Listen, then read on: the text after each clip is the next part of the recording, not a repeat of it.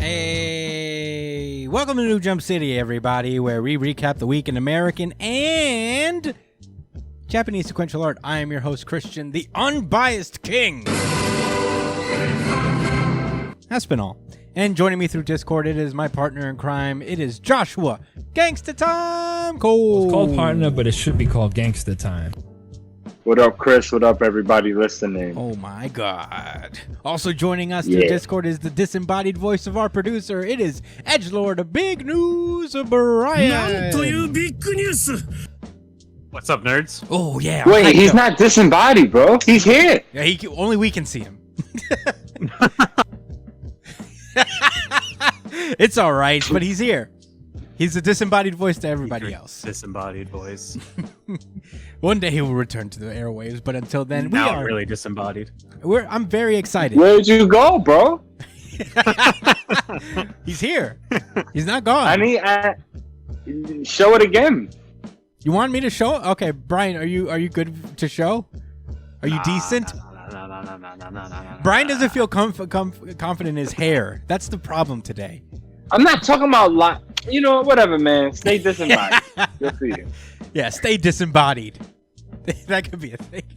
Well, anyway, very excited for today's show. We got a lot going on. We have World Trigger. We have the return of Jujutsu Kaisen and a lot more. But let's get into plugs really fast. Get the housekeeping out of the way. You can find me at the Chris Espinal on Twitter and Instagram. Joshua Cole. Where can they find you?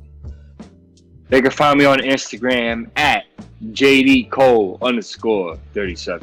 Oh, yeah. Brian? Also on Twitter, NY Chillin'. Yeah, follow him on Twitter. Brian, where can they find you? With an EN. You can find me at b.espe on both Instagram and Twitter. Oh, Jesus. Jesus Christ, Brian. And if you ever want to catch me whenever I decide to stream, you can find me at twitch.tv/itspunchline. Oh, yeah. You can follow the show. Let me get some water real quick. No, go for it. You can follow the show itself. Yeah, get your 64. Yeah, get the whole 64 ounces, Brian. You can find the show itself at New Jump City on Twitter and Instagram. Follow us on Twitter because we do a weekly really good chapter of the week poll. So follow us on that. Cast your vote. We have the winner of this week. Can you guess what it is? Come on, man.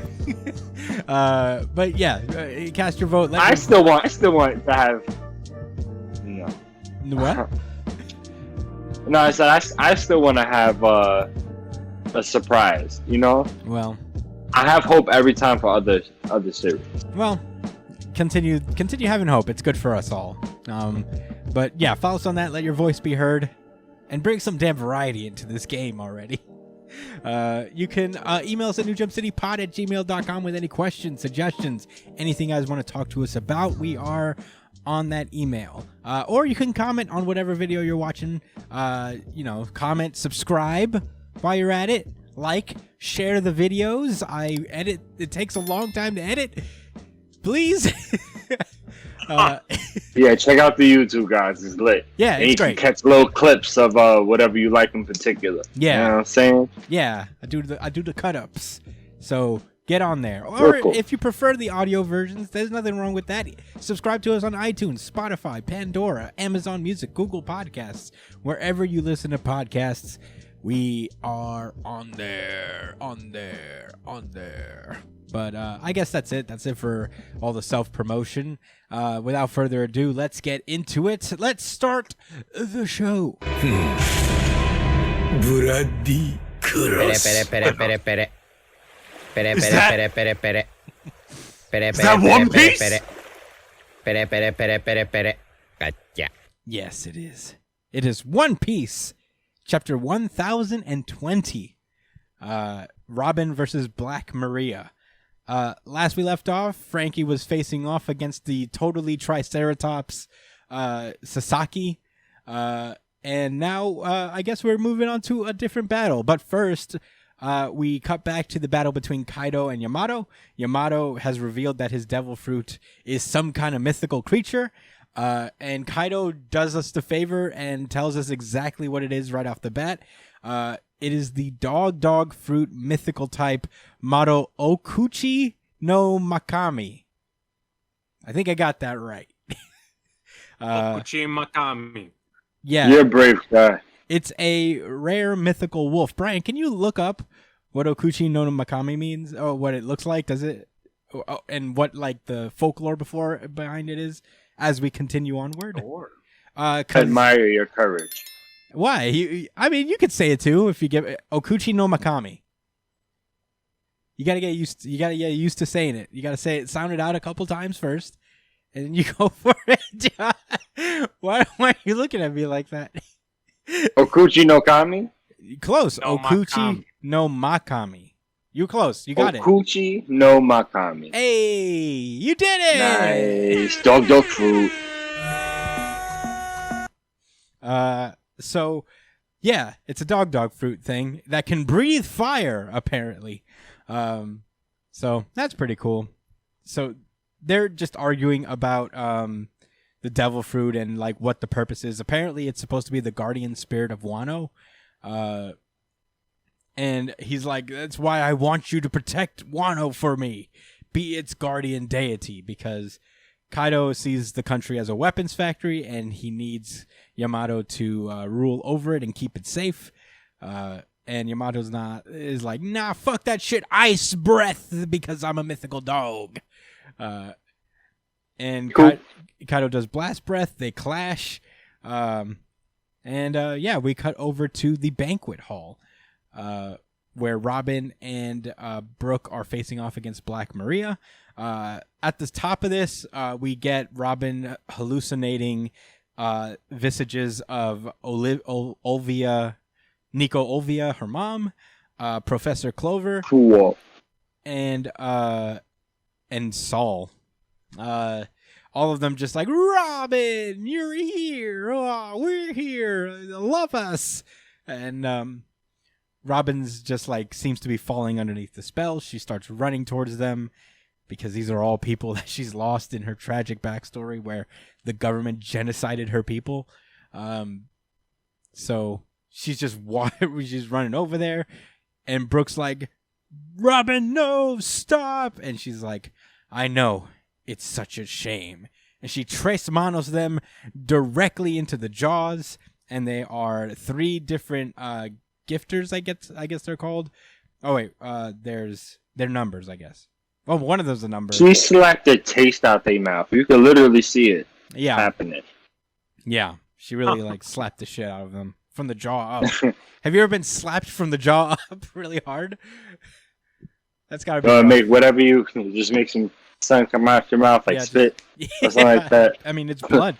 She slapped them so hard that you gotta slap somebody really hard to make them bleed, like that much. No. But, respect. Yeah. At that point, they just start running away. Black Maria bursts through the walls. I really like this panel for some reason. I think it's just like kind of cool.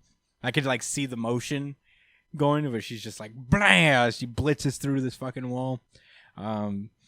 As they're running, and Brooke and Robin have this cute little moment where they're talking about like, wow, you didn't fall for it either.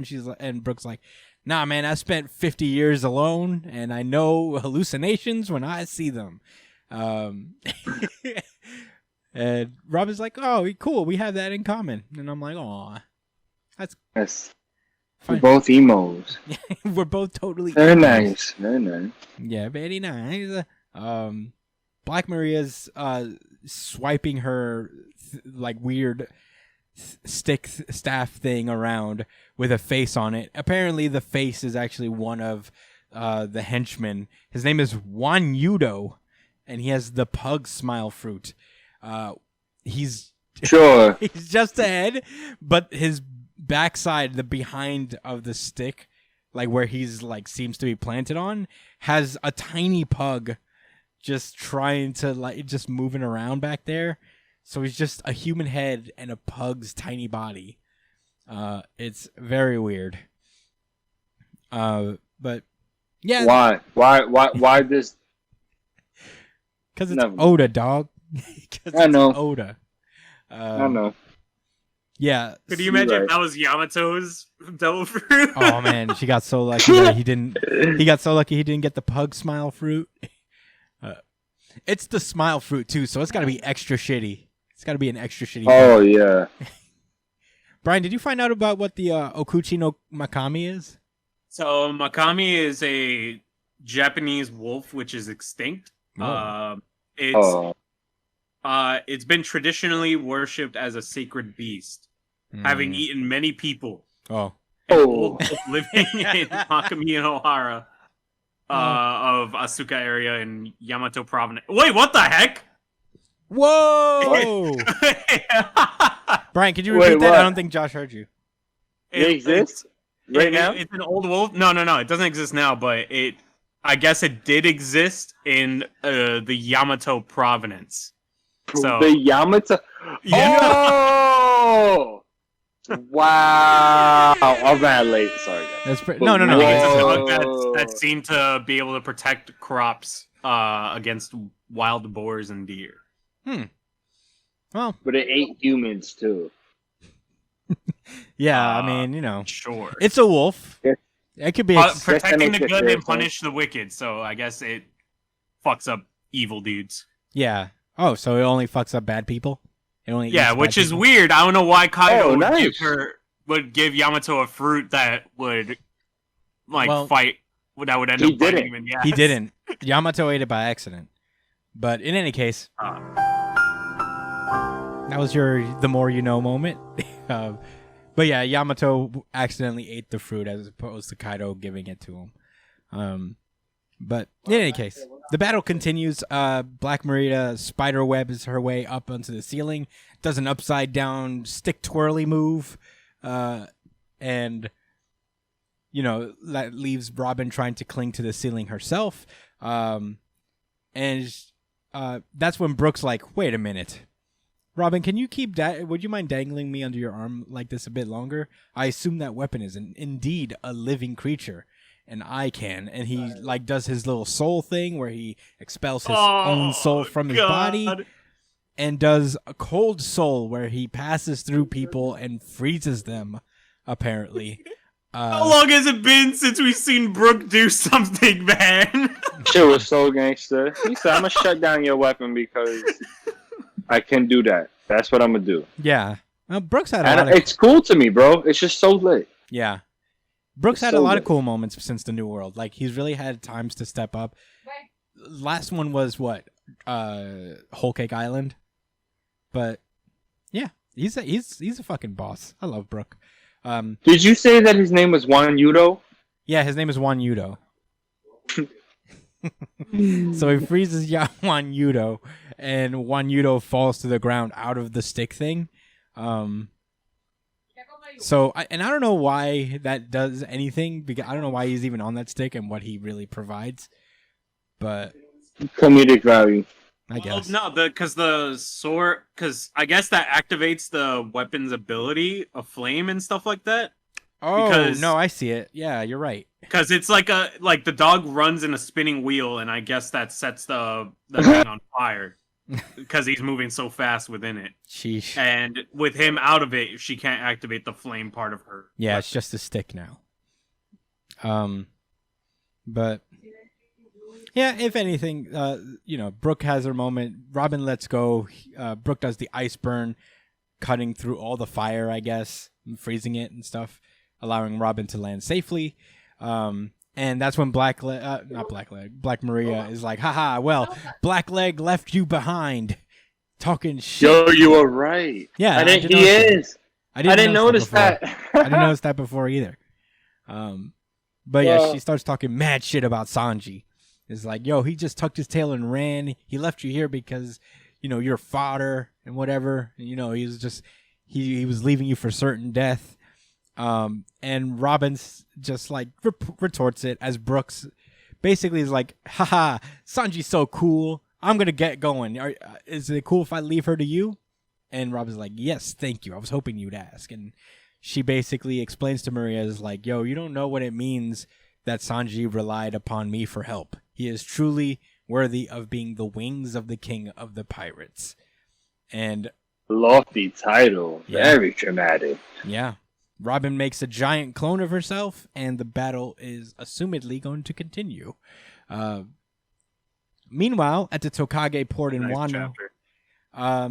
we cut over to Luffy, who's fully awake now. He's eaten everything on the submarine, still hungry. because he is quintessential shonen protagonist. Yeah. Always, Black hole for stomach. yeah. So Momonosuke is kind of breaking down to him, just like, oh my god, I can't believe I'm so glad you're okay, but also Kinemon and Kiku are dead. And Luffy says, like, man, don't cry right now. Don't let him see you cry. He's like, man up.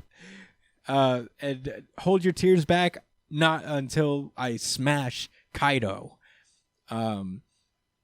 So off in the distance, we also see that Karibo's there, and he's just like, what is Straw Hat doing here? Well, if you guys don't win, I'll never be able to leave this island. Get it together. Right. That's my guy, Wet Caribou.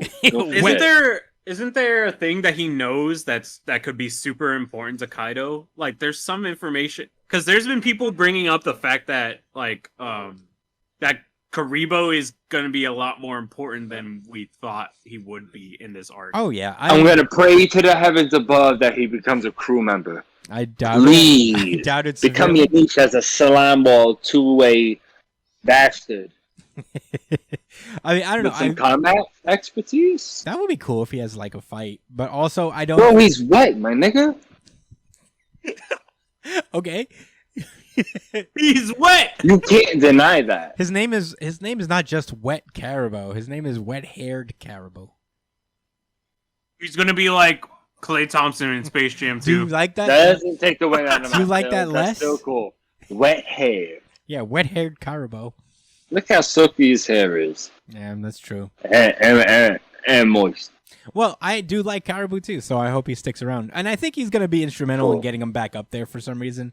Somehow I think he's going to be important at some point. There's a reason he's there. Oda does not waste cameos at all. So Yeah, most of the time. I'd say 99% of the time. When was the last time he's wasted?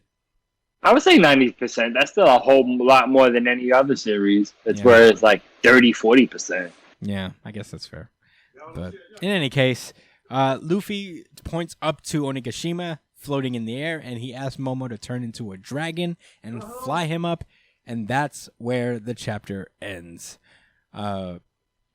Pretty good chapter. I very much enjoyed it. There's a lot going on this one, between learning what Yamato's real devil fruit is and what exactly it means, between Robin's like little cool character moment, being relied on by the crew, having Brooke do some cool stuff, Luffy back in action. Luffy, yeah, like I guess we was about to say the same thing, like telling him to hold his nuts and just man up and fly me back to the island so I could beat Kaido's ass. Yeah, Pretty cool.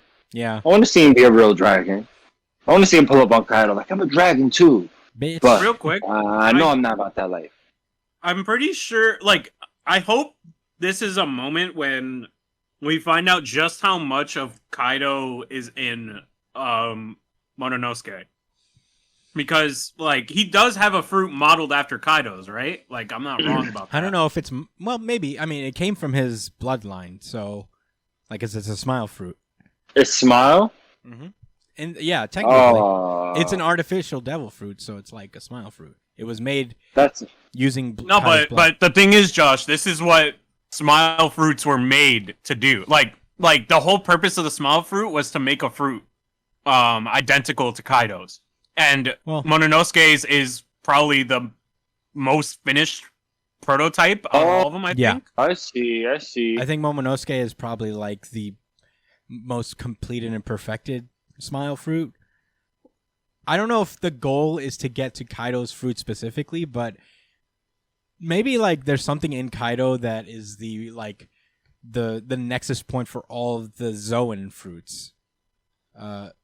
Like all the all of them? Yeah, that they all like diverge from his bloodline specifically, because all of the smile fruits are animals. Right. So That's true. I didn't think of that. And they don't call him the King of Beasts for nothing, I guess, right? yeah, maybe that's what I it is. just assumed that because he has such beastie Yeah, he is a beast. But it doesn't help that his entire crew is just basically like all animals.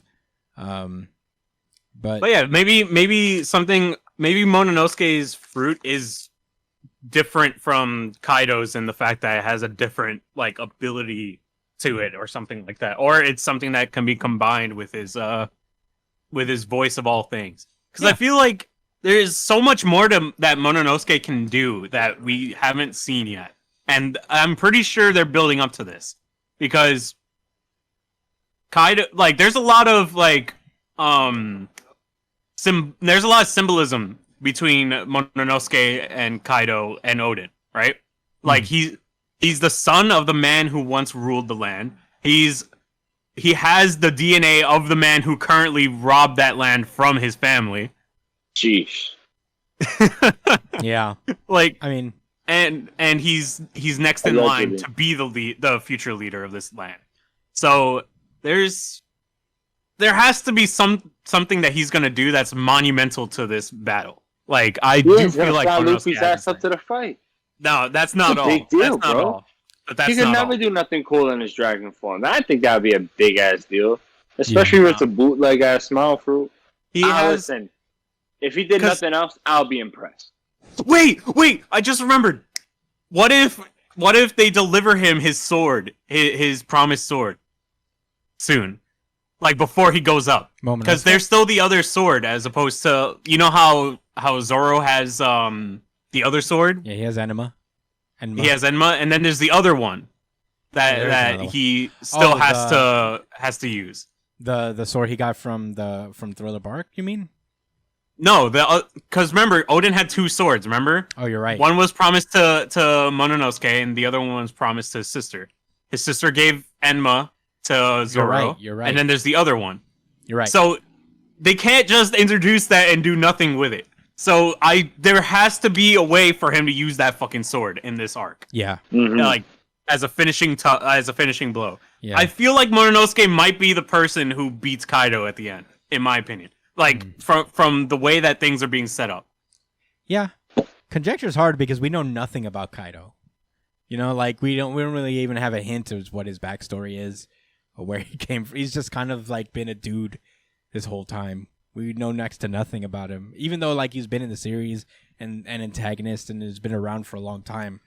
You can't tell me one thing about Kaido from his past or nothing. So aside that, like he was part of the Rocks crew at some point. He's a dragon. And he's a dragon.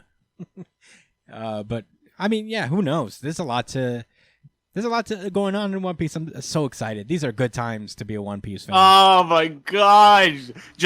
I don't know if I said this before on the podcast, but I'm pretty sure I've said this off the podcast. I just wish that I would like go into a coma, wake up 10 years later, and so I can binge read all of One Piece. That's how bad I want to fucking read this. Pretty series. epic, bro. Yeah. Pretty epic. Yeah, that's pretty epic.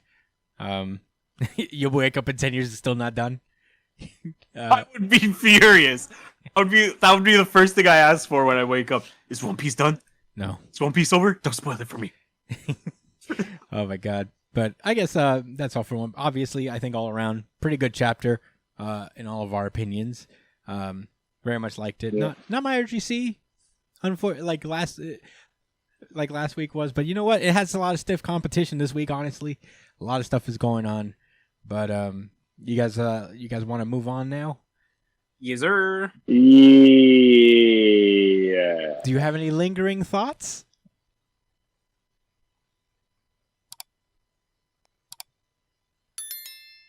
Honestly, if there's RGC. one more thing. Oh! Certified RGC. Certified. He made it. RGC. Certified RGC. I usually just give it to World Trigger, but it was a pretty tame chapter. But that's how you know it's still goated, because even the tame ones are still lit. Yeah. And debatable for RGC over One Piece. Yeah. Yeah. See, I am surprised that you didn't give One Piece to RGC. What did you give it to? I don't know. I'm going with. You just know it's not One Piece. Yeah, in my heart, as I was going through it today, I loved it. It's probably second place, but you know, I'll see how it goes down the line. My RGC is going to be very impromptu this week, so we'll see how I feel going forward. But, Okay. yeah, let's move on then.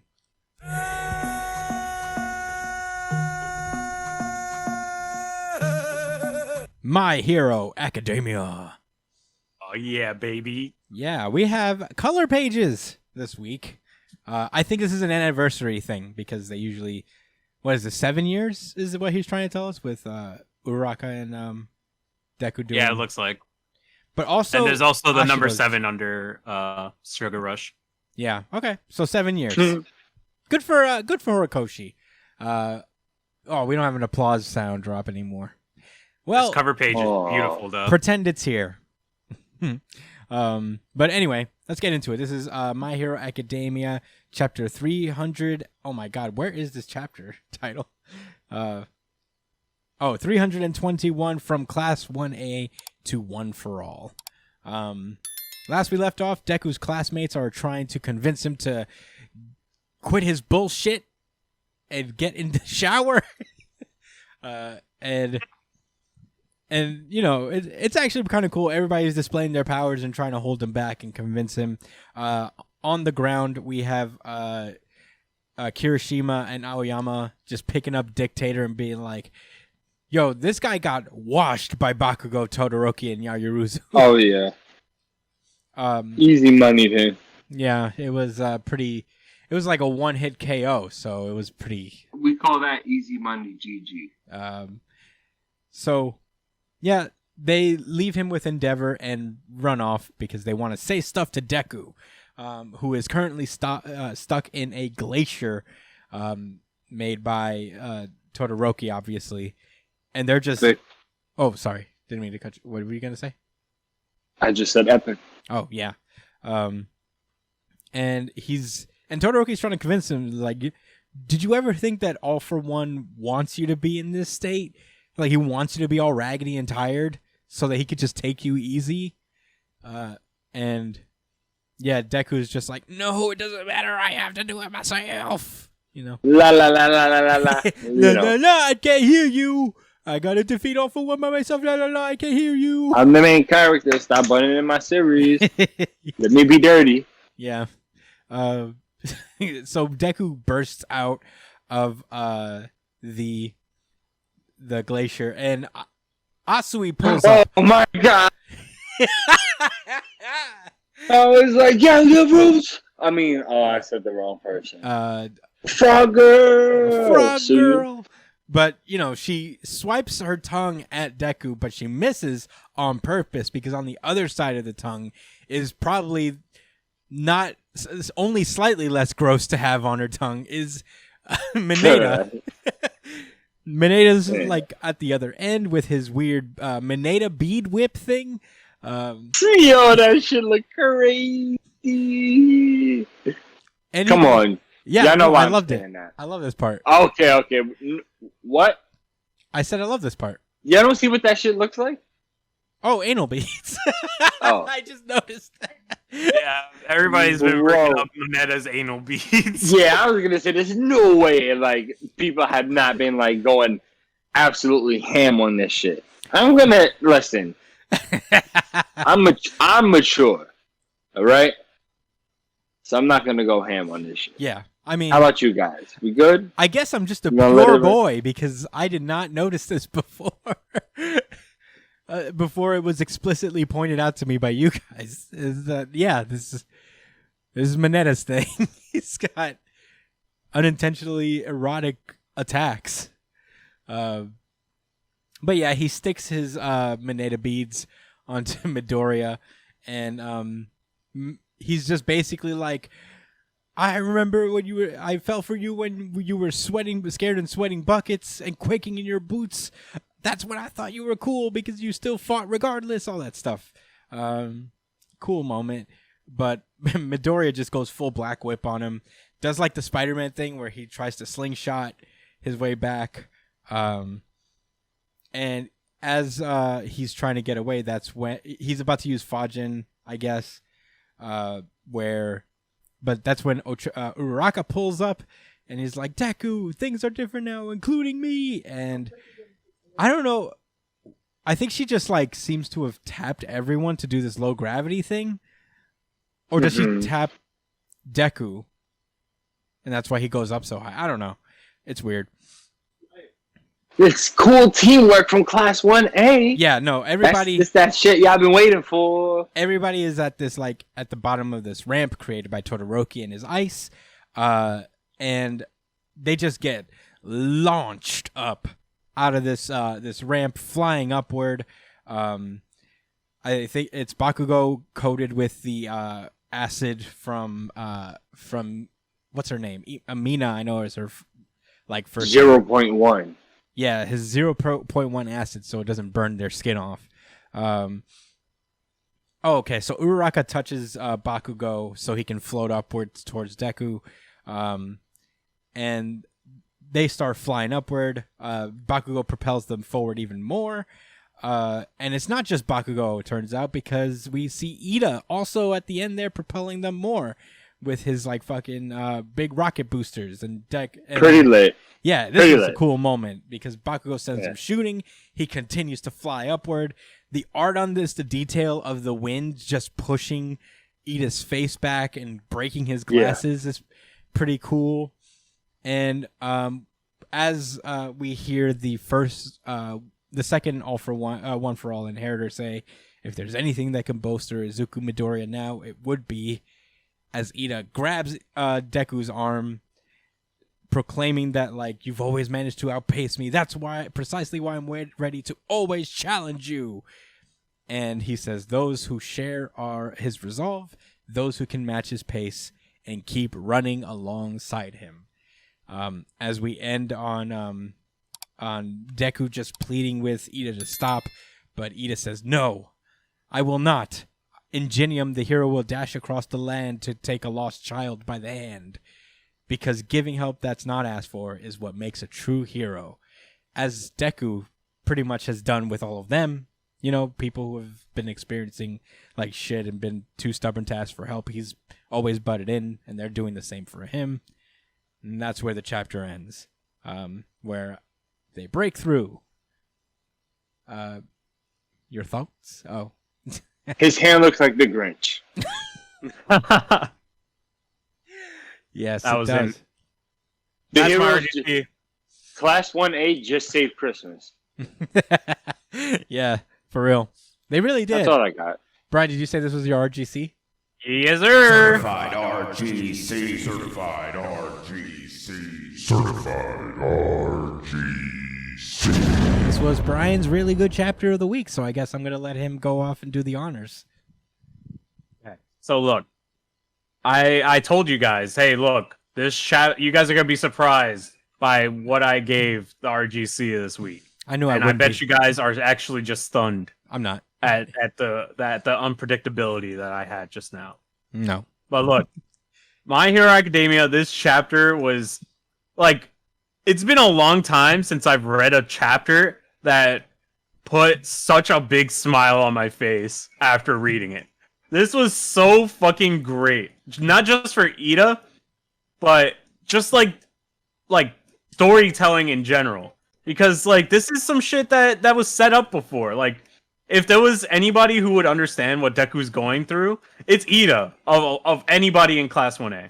Because he's the one who's been through this specific character arc before. And he's the one who comes from a line of heroes meant for this kind of shit. You know what I mean? Mm-hmm. Yeah, that makes a lot of sense, actually. So him being the one to come in and try to help Deku snap out of this was just perfect.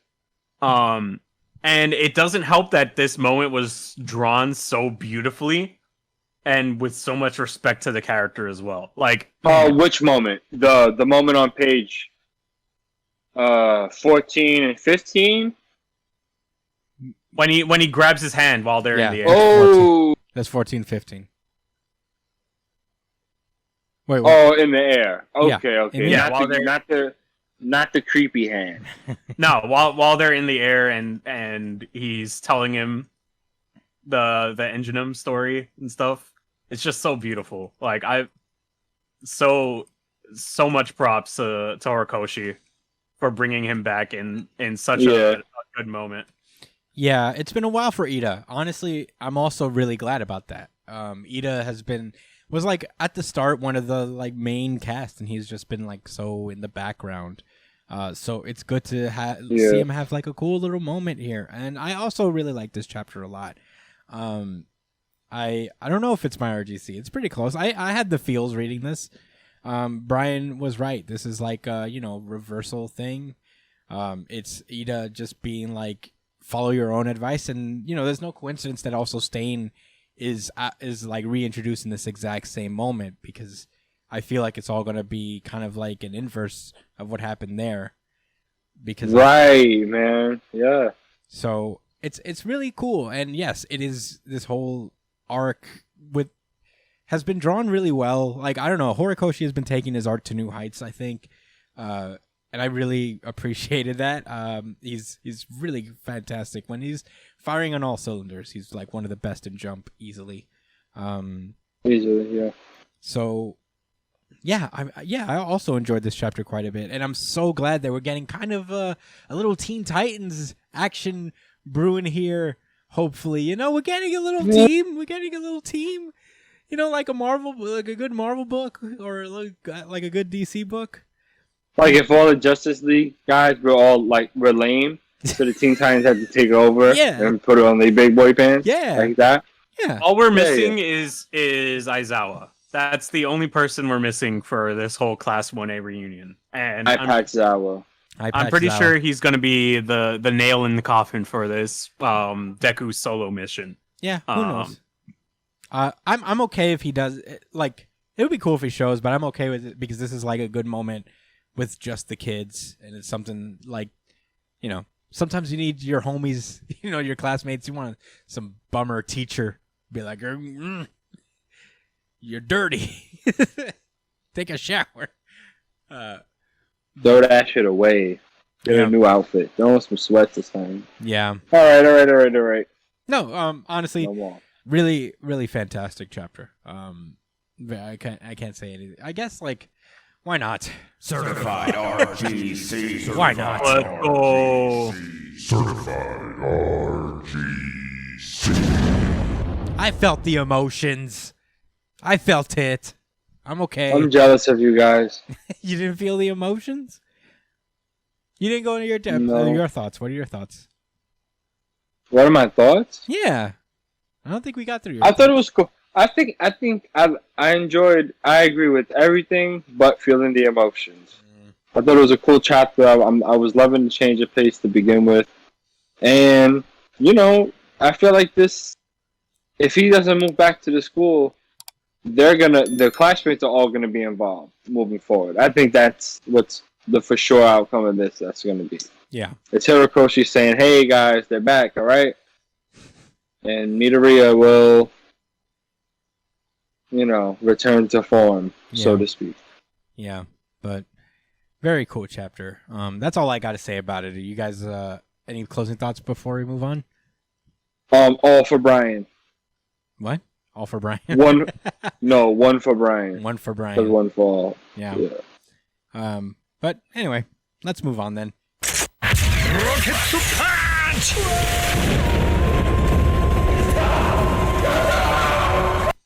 Jujutsu Kaisen. This is Jujutsu Kaisen chapter 153, Underground Fight Club. We left off, Maki killed her entire family. So yeah, that was the last thing that happened, pretty much. So good times. But this chapter starts off. It's a little bit of whiplash, honestly, because like now we're just with Tengen and that's his name, right? I think his name. Yeah. Or Marshmallow Head and the others. It's a little flashback moment where he explains where Kinji Hikari is, one of the other third years outside of Okotsu. No, Okotsu's the second year, right? I don't know. In any case, one of the older kids at the school that was expelled. Currently, he's running an underground fight club at an abandoned multi-story parking garage in the Tochigi prefecture. So, they learn that the spectators there are mostly non-sorcerers. So there might be cursed users, but not really. They could also be just regular people. So, don't wild out, I guess is the point. Yeah, relax, Itadori. Yeah. Don't practice your new combos, all right? Yeah. Just beat them up. So they go into disguises because if they go up in there with the Jujutsu High uniforms, they suspect that Hikari will book it after hearing from them. So they pull up to the gate. There's these two goons at the front gate, and not Todoroki. Why am I bugging? Megumi goes up to the main guy and is like, "We need money, so let us join the fights." And the big goon tries to psych him out. He goes, "Yeah!" And man, Megumi doesn't even flinch. He's just stares him down like, "You're just a regular human. I fought monsters a lot, so what are you gonna do to me?"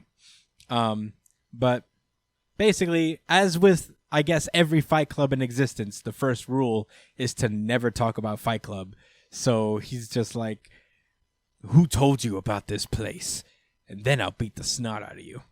And Megumi claims that he didn't get the guy's name because before he killed him. So he's lying. I guess the word bubbles had to make that clear for us too, because this parentheses lying. And so he basically is like, "Please let me take his place. Shall I lay you flat in front of the bookie?" So basically, I guess the bookie guy, the shorter dude, calls Hikari, and Hikari says that it's okay, but this guy has to fight, pointing at Itadori. And Megumi's like, "Oh, cool. That works even better. Yeah, no problem. Itadori's perfect for this." So he plays the reverse psychology game where it's like, "No, it has to be me."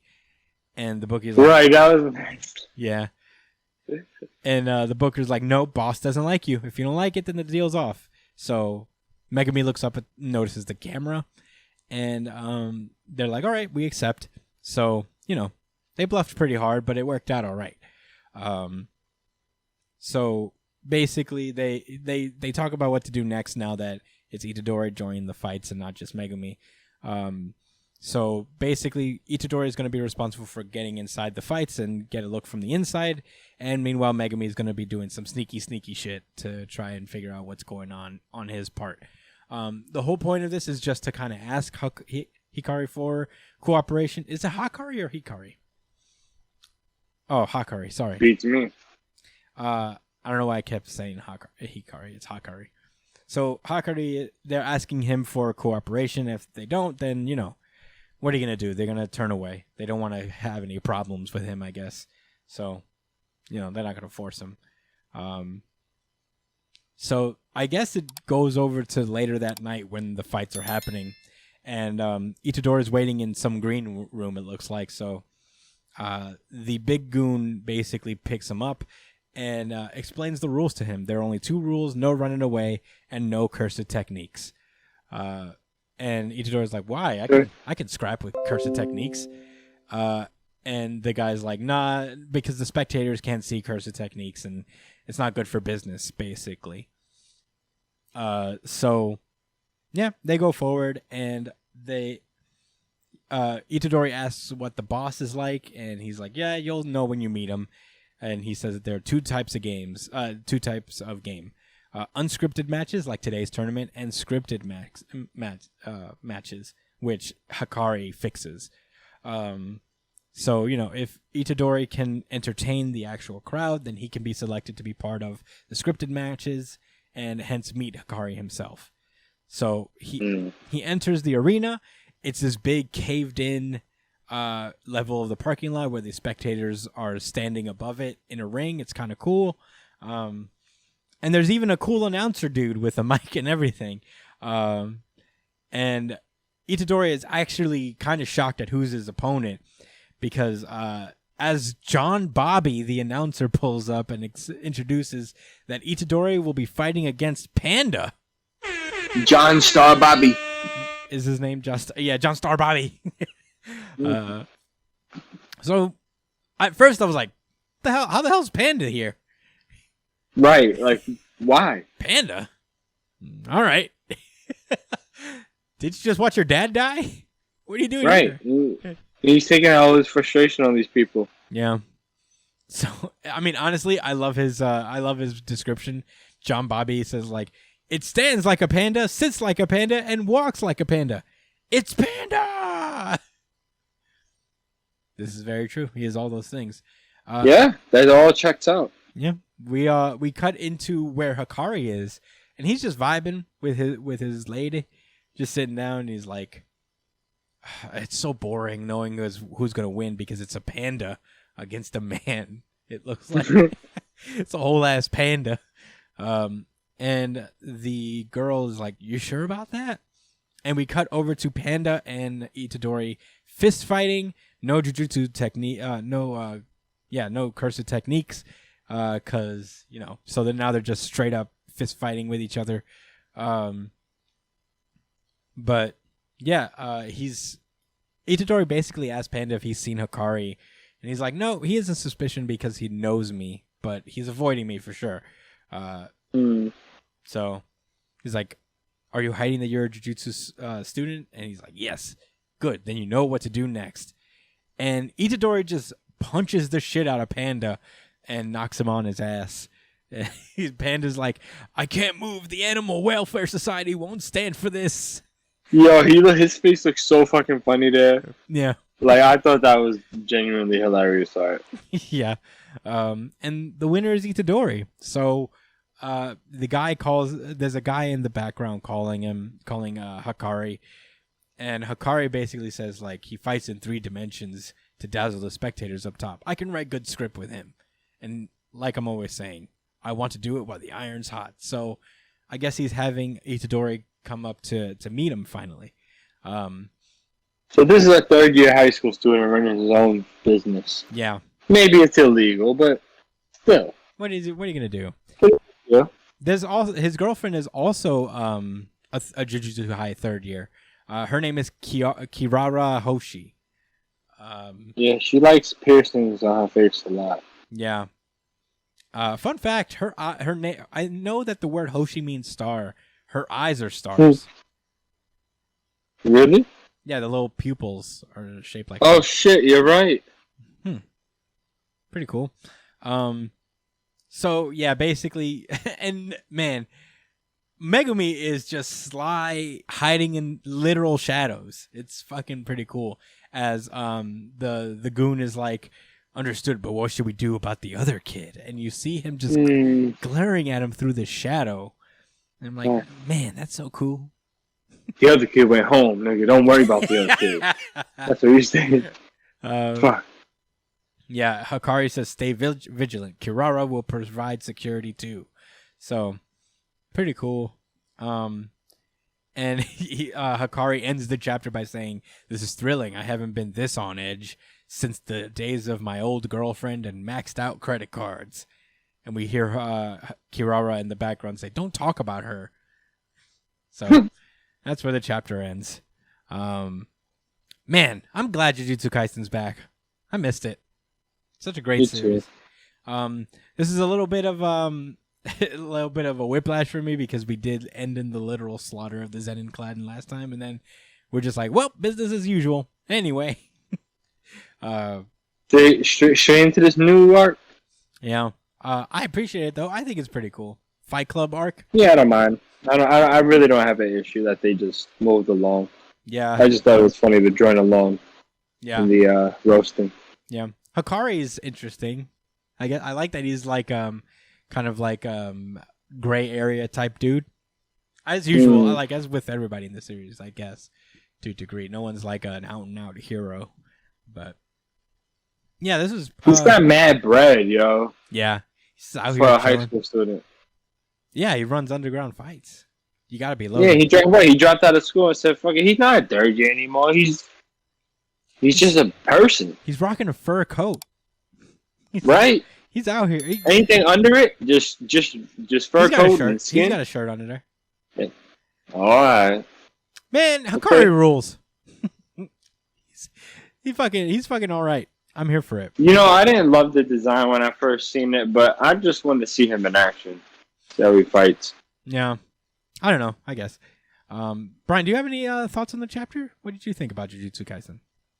I really like the arc that they're going with. Like, hopefully it's a lot less Jujutsu sorcerer oriented. Just because we know Itadori is already hot shit. Like, there's not many people who could actually go toe to toe with him nowadays. So, it'd be cool to have just a strictly fisticuffs kind of arc, you know? Yeah. Who knows what'll happen. But yeah, that was pretty cool. You guys ready to move onward? Yes. Yes. All right. It is time to move on to our American books. The X books. We only have 2 today, which is pretty cool. Today we are starting with Hellions number 14. Oh my goodness. Okay. So we start off in Araco, which was formerly Mars. Recap.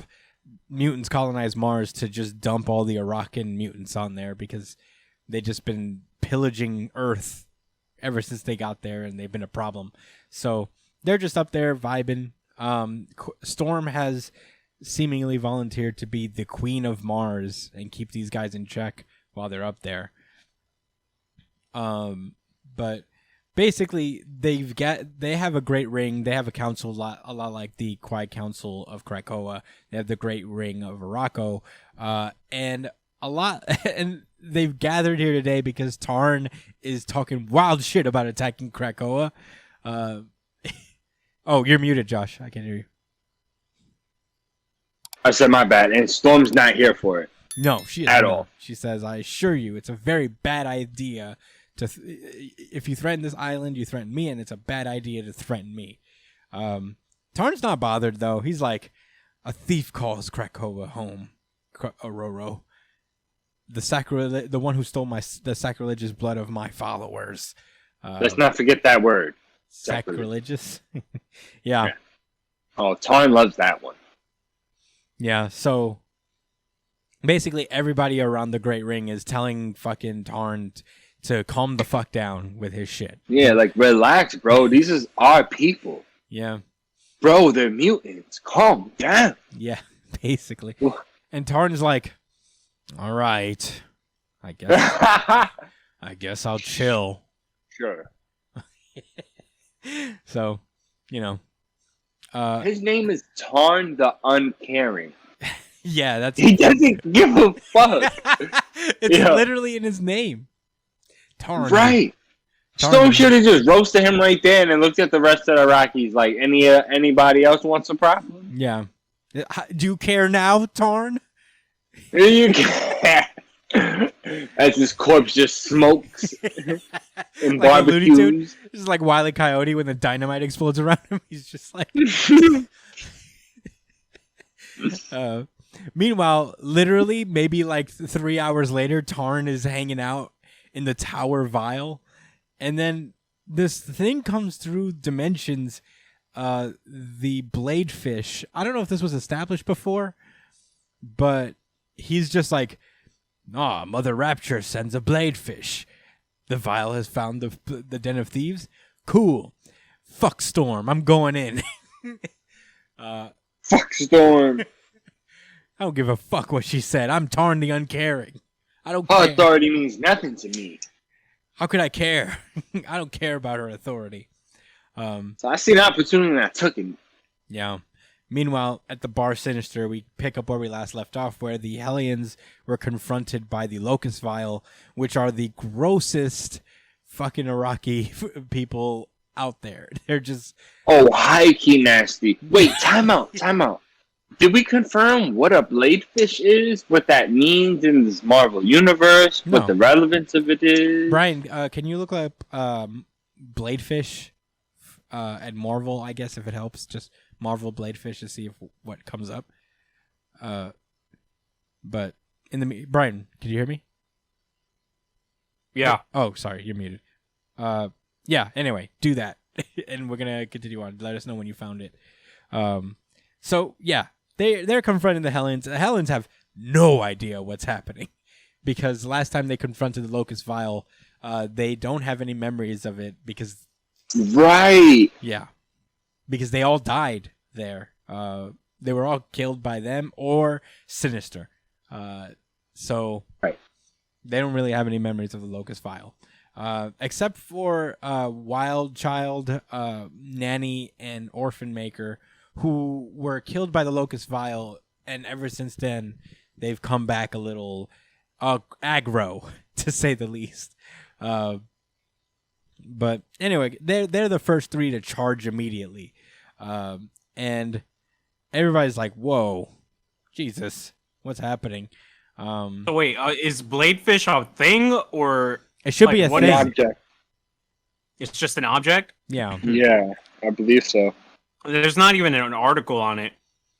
I guess it's a very specific Locus Vile thing. Yes, for time. The uncared. Specifically. Wanna go check? He sure cared about the Yeah, I fucking can't find Bladefish. anything on it. Like, it looks like nobody gave a fuck enough to actually write about it. I mean, I guess it's a new thing. Unfortunate. It could be just a new thing that's like part of the Rocky thing. But in any case, the battle is like going on. But that's when the Bladefish pulls up, and it seems to just rip holes in space that Tarn, the Uncarry, can just like walk through. He said this creepy lady is like, and so the world would know the reaming touch of Tarn. Come witness the birth of your uncaring God. Witness Your uncaring God. Witness the birth of Tarn.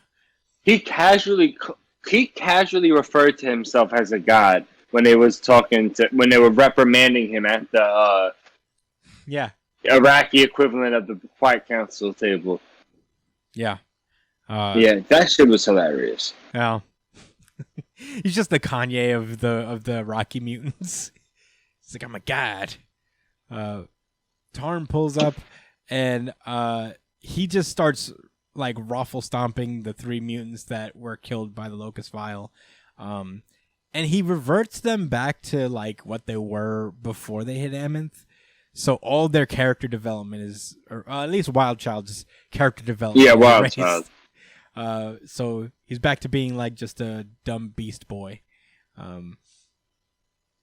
And yeah, basically Sinister pulls up and is like, actually, can I grab a second of your time? And yeah, basically Tarn's like, actually, my beef is with you. So, you're the one who sent, you sent these thieves to my land, and this is how you repaid them? Maybe they should know what you did. And they immediately get the memories of fucking Mr. Sinister killing Havoc, Grey Crow, and Psylocke all at once. He did Grey Crow super greasy. Yeah, I remember when he melted Grey Crow. That was pretty crazy. Grey Crow doesn't take that well, understandably. He says, I'm going to take your eyes, Essex. And I'm like, jeez. Very specific. Yeah, Tarn Very is focused anger. Tarn likes it. Tarn is like, yes, I like that idea. Do that. It's pretty cool. But Sinister's like, man, you know what? Fuck this shit. He presses a button, and a bunch of Sinister clones pull up. They all say hooray regular. They're just like, hooray, hooray, hooray.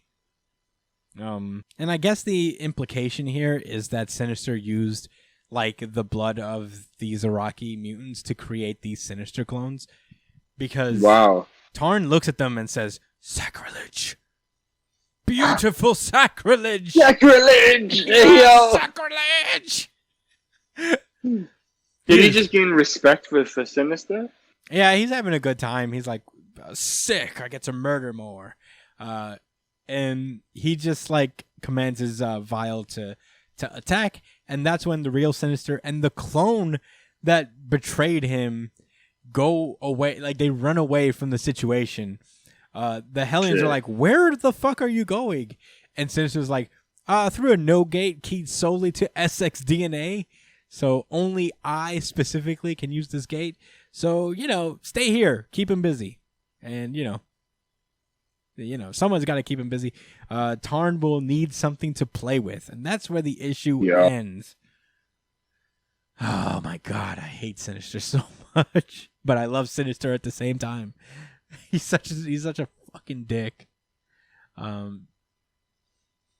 So, don't know. did you see what he said to the other clone? Yeah, he says because the other clone, he's like, you think you could just run away from me? And he's basically like, do you not want to see what I'm working on or not? And he says, what could possibly be that can make up for the pain and suffering? And Mr. Sinister just says, Chimera. And he looks back. You know, I'll say this. I think it's worth noting that he doesn't say it with a goofy smile or his usual swagger. He's dead ass. Mm-hmm. Chimera. Yeah. Yeah. That shit that we really been thirsty about. Yeah. We're fucking doing it. And we're going to use Psylocke's daughter as the key component because I'm an asshole. Because I'm a real dick. Yes, it could have been anyone. Yeah. Yeah, damn. I mean, Hellion might be the best X book. I don't know. It might be. I'm thinking about it. The more I think about it, I'm just like, this might be it. This might be the best X book, and I didn't even see it coming. Who knew? But it has moments like this that leads me to believe that this is a key component to the overall, X-Men story. Mm-hmm. Then it makes me think, okay, it could be arguably the best. It's also just but it's also not just always so focused. It's just like a fun read. I think I'm not just like talking in terms of quality and just like the funness of the read, I guess. I'm always excited to read Hellions. It's always like an entertaining ride. That's true.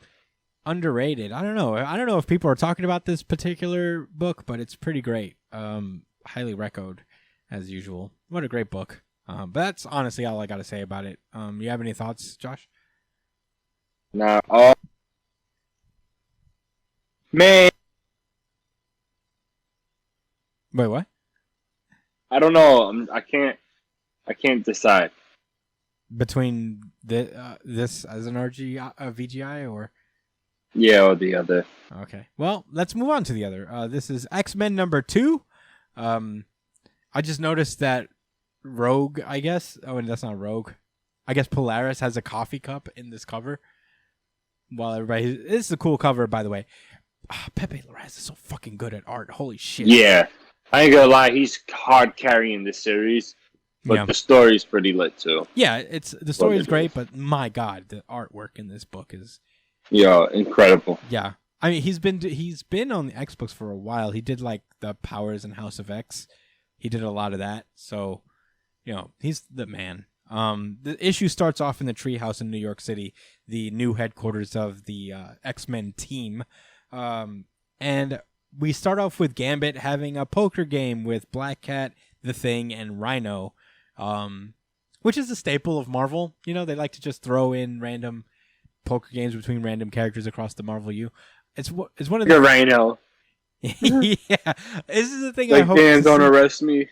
Yeah, this is the thing that I hope to see, like in live action one day. Just the casual poker games between intermittent superheroes and supervillains, I guess. That'll be the ultimate fan service thing to do, But in any case, Rogue comes in and is tight that that Gambit has invited all these folks to an X-Men headquarters.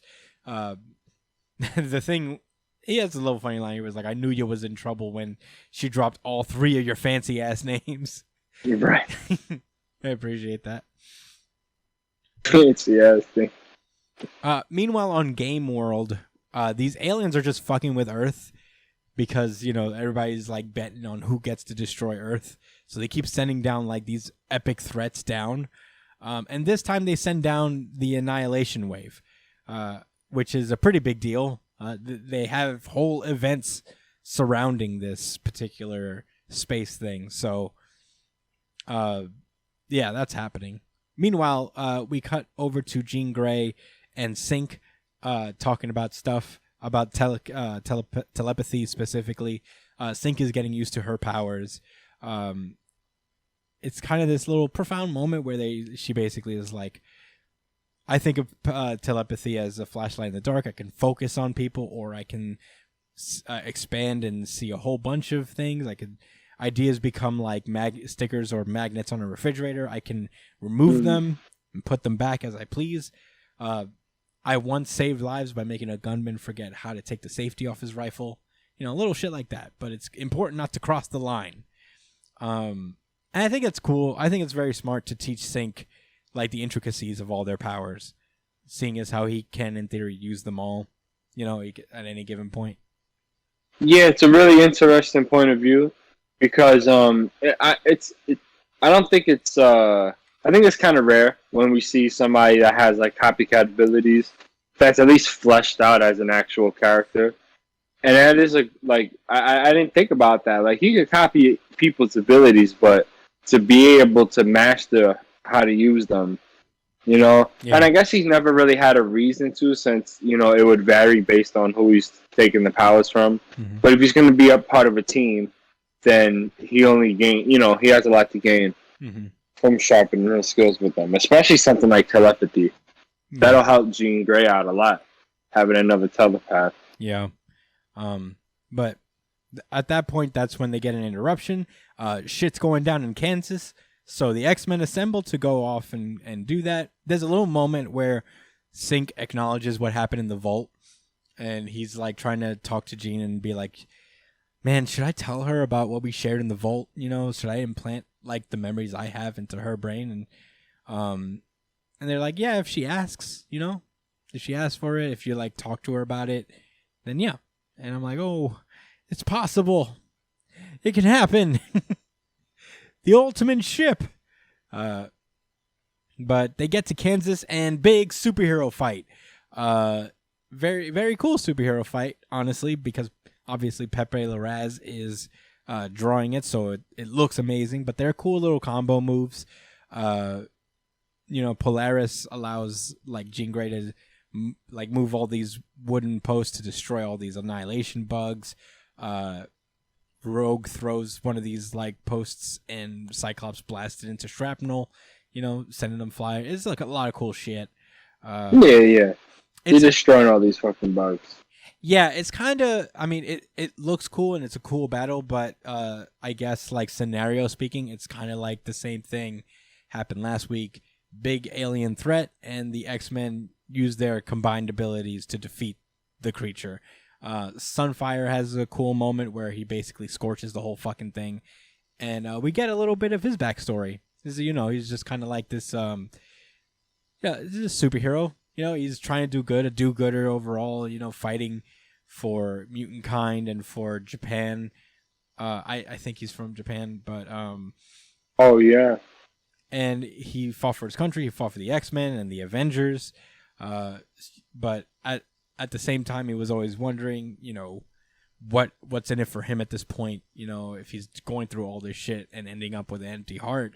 But Krakoa changed his entire perspective, and he's no longer doing this. Like this has given him a purpose, being part of the X-Men. So he's very happy and proud to be a part of it and serving his community and also the world at large. So pretty cool. The humans that live on this planet also invite them to a cookout, Kansas barbecue style. Nice. To thank them. Cool humans. Cool humans.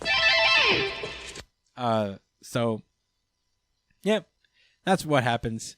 Nice, cool moment. We end on a weird note. I don't know what this means at all, but we open at this house. This guy is surrounded by what looks to be his family. They're getting ready for dinner. And I guess the mom of the family basically makes something that he doesn't like. And then as they sit at the table, he makes them, he asks them what he usually says when things go wrong, and they say it, and then they just drop dead, it looks like. Into their food. Yeah, into their food. And then the guy gets up and he asks his tiger monster thing named Bornon to clear the meal. And he's like, no. Oh, of course, Dr. Stasis. I don't know why I gave him this voice, but these two didn't stay long. And yeah, he's like, No sass tonight, Miss Bornin. I've got a lot of reading. You know how I love autopsy reports. And he's looking at the autopsy report of the Orcus station that the X-Men attacked way back in, I guess it was Powers of X or so. Yeah. Way back at the very beginning of all this Hickman era stuff. So, yeah, that's where the issue ends. It ends in an informational page where he thanks, I guess, Orcus for supplying him with these autopsy reports so he can find out what's happening with the mutants, because as we've learned, the resurrection protocols are not public knowledge. So These niggas know. They know what's happening. oh yeah, They just have no idea how. yeah, because they know for sure Cyclops died, and now he's just wandering around. So, yeesh. This is a great issue too. I enjoyed it.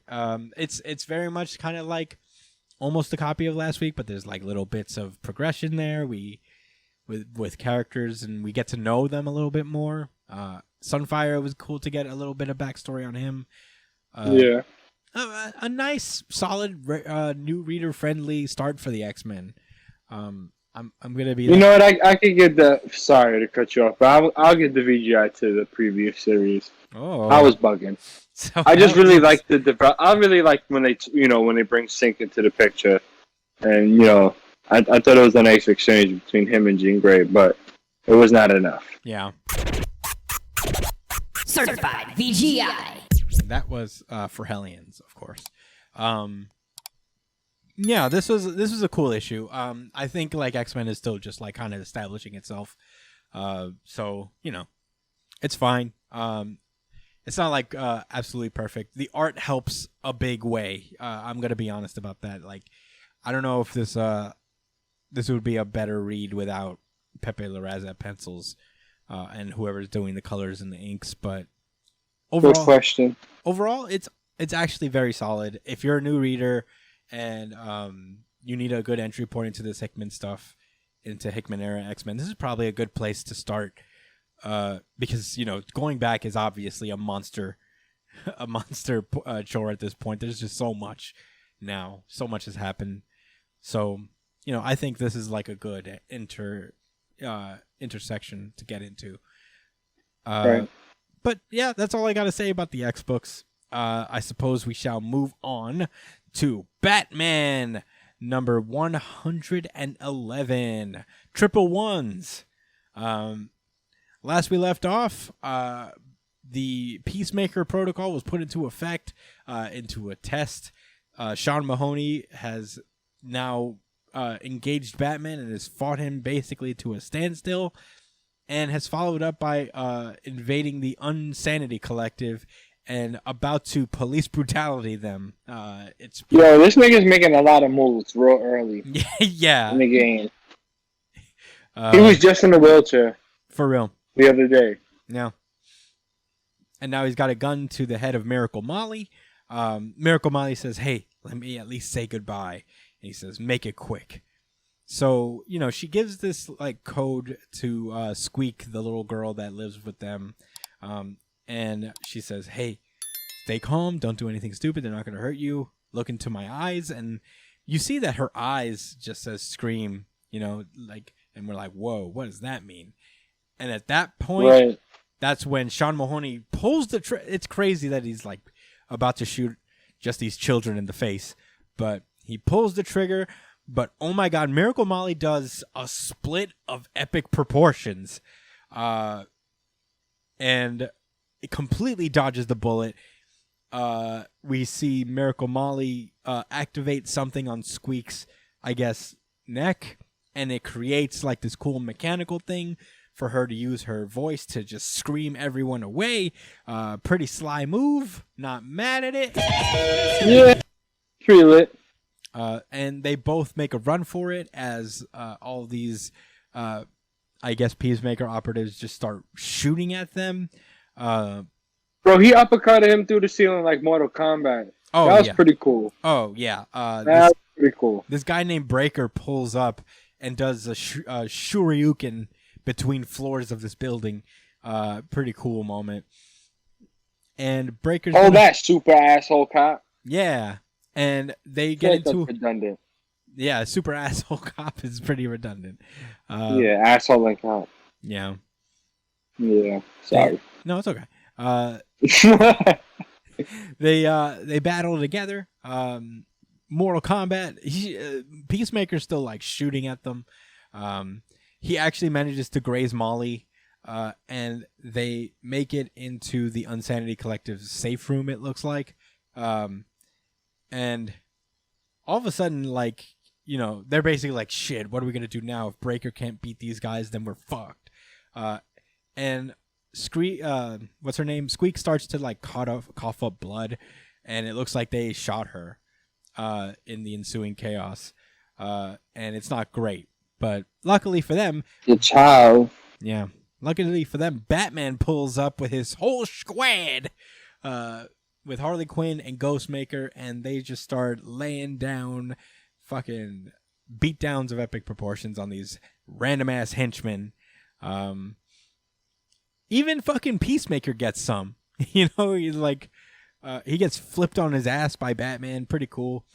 But Peacemaker gets up and punches the living flying fuck out of Breaker.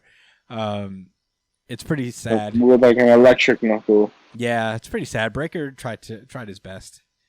Yet it's unfortunate. I don't know if they implied he's dead, but you know, we gotta respect our dead here. Yeah. So Sorry, buddy. yeah. In any case, he allows Miracle Molly and the kids and everybody in the Insanity Collective to escape, along with Batman and everybody else. So yeah, they make it out alive. It's cool that Peacekeeper isn't like have I been calling Peacemaker this entire time? Peacekeeper is No, I think you've been saying Peacekeeper. okay. So Peacekeeper has got a broken man. I'm glad it wasn't a complete stomp down on Batman by the Peacekeeper. Like Peacekeeper took some blows. It was pretty cool. Meanwhile, Mayor Nakano is wilding out and just being like, man. Oh my god, this nigga's the worst. Yeah, after everything that's happened, we can no longer trust Batman. Yes. Yeah, we get the Saint guy just like, ooh, Yes.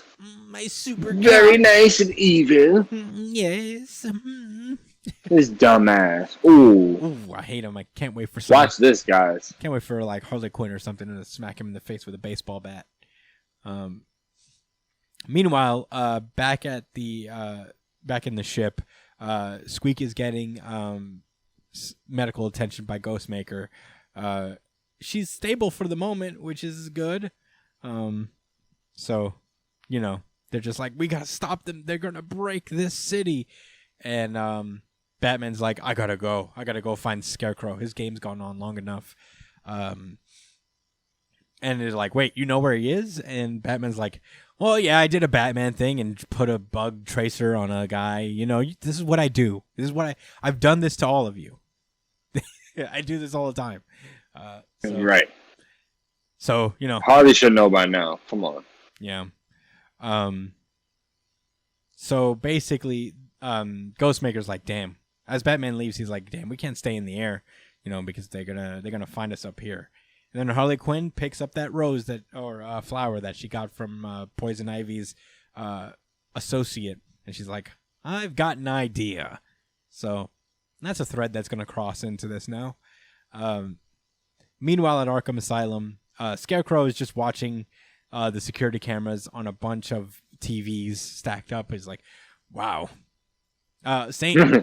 The Saint guy's like, damn, Scarecrow, this worked. This was really good for you, man. You really know how this is. You line this nigga up real nice. Yeah. So we about to pop some champagne. I'm going to have a glass ready and transport it to you, Shannon. Bro, we could just relax after this. I have a year 2000 Sauvignon Cabernet here. So fucking let's go. Let's get wrecked. And Scarecrow's like, no, that's not how it's gonna go. And Saint is like, what? what? And he's like, yeah, no, I'm the Scarecrow, so I'm gonna ruin Gotham. This is what I do. I fight shit. Yeah, that is literally what he does. I all fuck the shit time. up. I make people scared. This is my thing. You think I'm just gonna? What did you thought I was gonna make a police state? No, I'm a supervillain. And Saint's like, oh, damn. So, Saint orders Peacekeeper to stop him. Peacekeeper tries to do something, but Scarecrow's like, oh, cool. Luckily for me, I have the most potent version of the scare toxin right here, and I'm gonna put it on you, boy. He busts his fucking helmet open with his needles. Jeez. Yeah, these are some With the needles. strong needles, dude. Right into his temple. He might have killed him. Yeah, well, he didn't. Peacekeeper just like starts hallucinating and runs away. So there's that. Meanwhile, Saint is just trembling because he just realized what he did. He's like, oh shit. Everybody's gonna hate me now. Blah! He throws up. Because he is so fucking shocked of what he did.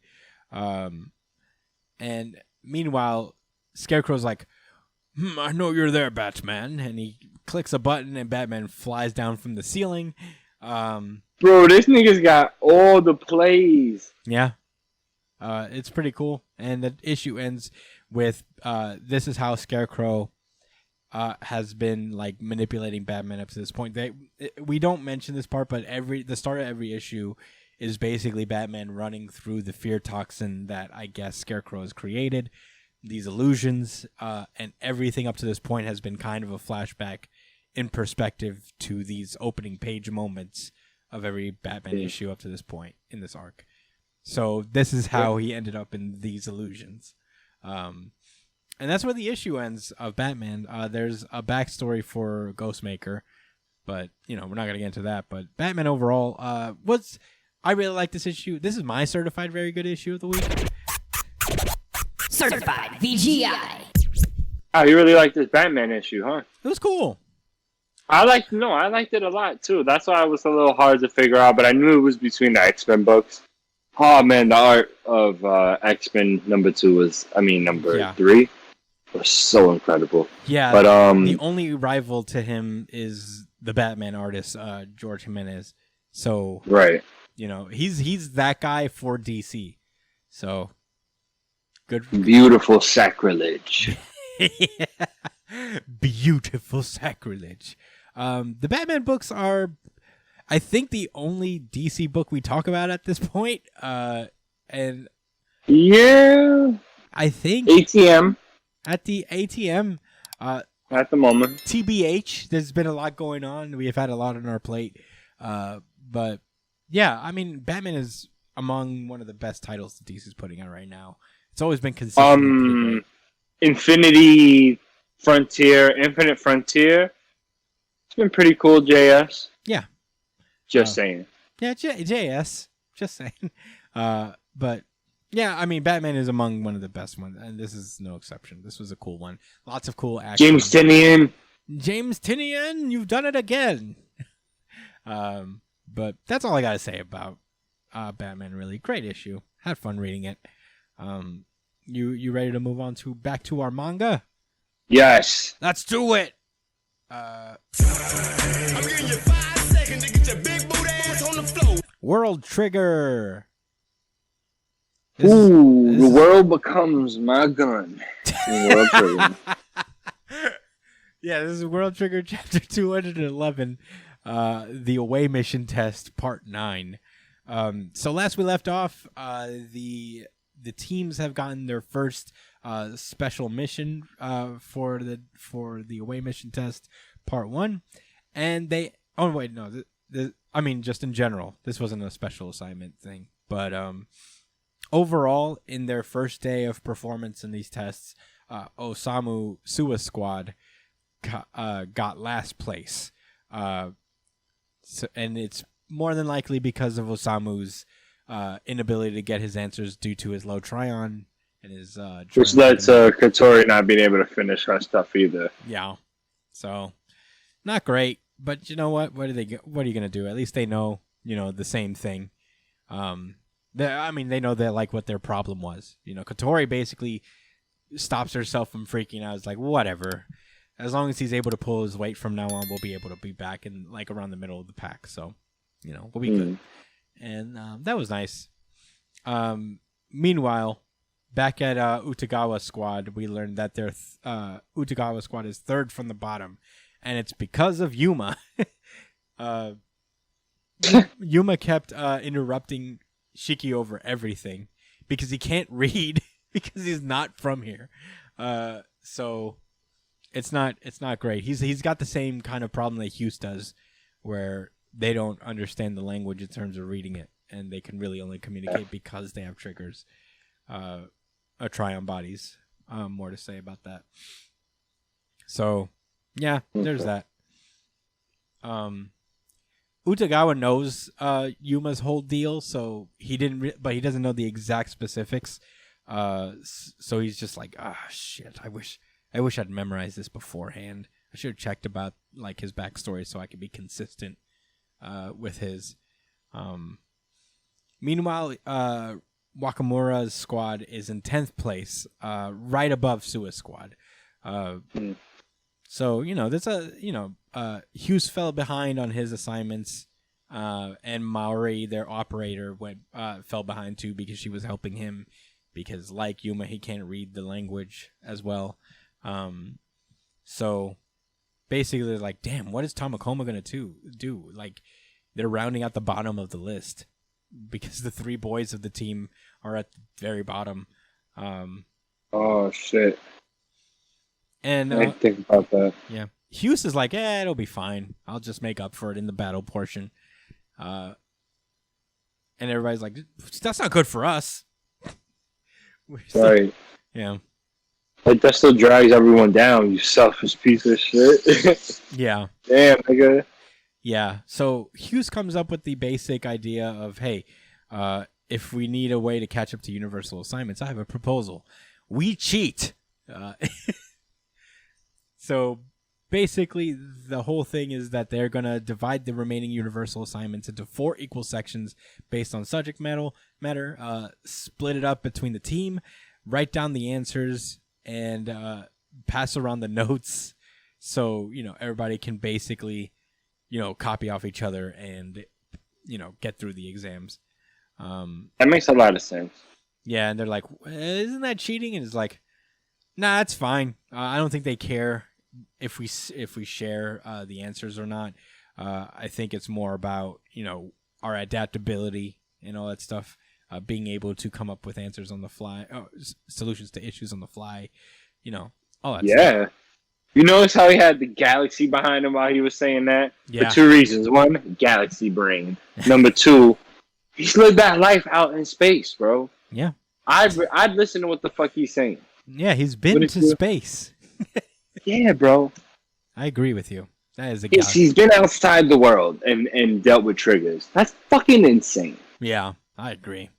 So, all right. At the end of the day, they all turn to Wakamura for his verdict on the situation. He's like, me? Why? Oh, because I'm captain. Yeah. I'm the one that picked all these guys in the first place. Yeah. Yeah. Like I said, I'll think about it and tell y'all tomorrow. Procrastinating ass. That's some shit I would do. Like, I'll let y'all niggas know tomorrow. I'm about to go play the game for a little bit. Yeah. Or something. I'm gonna go read this book. Yeah. Meanwhile, Nina Mia's squad is vibing. They're good. I think they're in the upper echelon of the test, right? I'm trying to remember where they were. How big Luis is Nina Mia, and he's fucking buttoned up all the way Nina Mia's to fourth. the last one. Yeah, Nina Mia's 4th place. So they're good. No way. Yeah. He's not in first place? No, he got 4th. So they're just vibing. I guess Azuma's about to start cooking for him. He's like, I'll cook today. And Chica brought rice on board, and that's her personal. They were all allowed one personal item. Rice was Very hers. adorable. Yeah, V cute. So meanwhile, at Kakizaki squad, the operator is cooking that night, and now they don't know. On Kodera's squad, they don't. They're just I guess finishing up eating or cooking. Are they? I don't know. Oh, they're cooking. Sorry, I thought they were at the doing dishes. And they're cooking poorly, it looks like, because they're like, whoa, this is a good. Yo, something I want to spot out in the interaction between Amatori and the sniper dude, right? Mm-hmm. She talks about how the item she brought was the rice, right? Mm-hmm. And then as she says, all right, there's two things that happen, right? One, he mentions that he remembers the fact that Ninomiya mentions that, like, when they went to the yakiniku spot, she was only eating rice, right? Mm-hmm. Now, that could be because she really, really loves rice, but it could be another thing where she's a super picky eater, and rice is one of the things she just really likes. Mm-hmm. That could be a fucking problem, because when she asked Asuma to make the rice, he said, okay, I'm making extra rice. What if they end up running out of that shit because she wants it with every dish? How is she going to be able to react when there's no more rice dishes? And it's some shit she wouldn't want. I know it sounds silly, but I'm trying to look for the amount, like, for where there would be small amounts of friction in places you wouldn't expect it. No, I don't know. That's very smart. The author's he's a slick guy, man. He's sharp, so I feel like we gotta pay attention to certain shit. Yeah, no, I totally agree with you. I think there's something to that. I think that makes sense. I don't think it's crazy. I think it's just funny that like It's not sacrilegious. It's not. It's. I would say that's a pretty sacrilegious theory you got there, Josh. But yeah, no, I think that makes sense, and that's a very World Trigger way to look at like how a picky eater would affect a team. Just like this picky eater would be a bad teammate because all she wants to eat is rice, and what's she gonna do with there's no rice? Complain, lower our morale, not execute properly in the battlefield because she's hungry. Because she's thinking about rice all day. Lower rating. Yeah, that's really funny. C rank. Dude, if you're right about this, that would be the funniest thing on the planet. Don't forget about me. Yeah, that makes sense. Meanwhile, Kodera is looking at the breakdowns because apparently they get breakdowns between specifically who did what in the exam. And as he's looking at it, I think one thing to note is Miura's at the very bottom with 296 points. They all got 80 points like on the special assignment. And their evaluations are different across the board. But A rank agents, yeah. Yeah. So he calls Suwa, which I forgot they can do. They can call each other. And he says, sorry to bother you, but I need to ask you something. And he's like, huh? What do you need to know? And that's where the chapter ends. Because Ashihara seems to think that he's still doing this weekly. And he can just like afford to keep doing these mid-conversation pickups. But that's World Trigger. I mean, World Trigger's great. This was just a very... this is a rough chapter. This is like a chapter that's like, damn. It's rough that this is... I didn't know they had their phones and they could call each other. They have phones. It's kind of hilarious. Yeah. Yeah, they mentioned that earlier, that they had the only electricity they had totally was for their forgot phones. about that. Yeah. But yeah, no, this is one of the chapters is like, damn, this is monthly and it's going to be rough because it's a lot of just talking and dialogue and stuff. I feel like it's going to be worth it. It's worth it This for is sure. a lot of character building. No, I agree. It's going to be totally worth it, but I'm also just like, damn, I wish this was coming out next week because this is just like kind of a regular chapter and I miss having like looking forward to World Trigger every week. But that's all I got to say about World Trigger. It was a solid chapter. It's not a lot to really super dissect, unless you guys want to do it in the comments. What do you think about Josh's rice theory?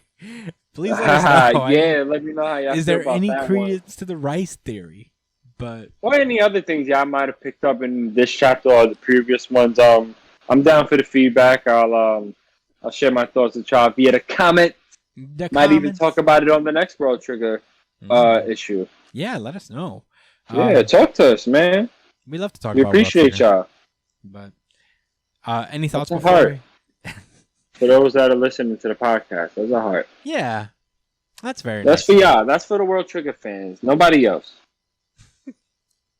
Read World Trigger. Yeah. But you ready to move on, Josh? No. Oh, he's got thoughts. Don't read World Trigger, or or you're sacrilegious. I need to actually look up that word and know what it means because I just think it sounds really cool. Yeah, sacrilegious. I thought it was like being a heretic or something like something like that. It's something to do with like holiness, I guess. Well, religious is in the term. Sac meaning like opposite of, counter to. Brian, could you please do me a favor? Hey, Brian, can you tell us what this word means? Yeah. Please? I swear we're smart. I'm We just struggling mightily. I know what sacrilegious means in my heart. I can't explain it though. It means what? Oh wait, hold on. I asked Siri the wrong. I'm asking Siri. I'm saying Siri. Okay, Google. Oh, damn, Brian, you're that doesn't sound right. Disrespecting Siri by calling her Google. Sheesh. Did you find it? All right, I'm looking it up. Yes, yeah, I'm thank looking you. it up.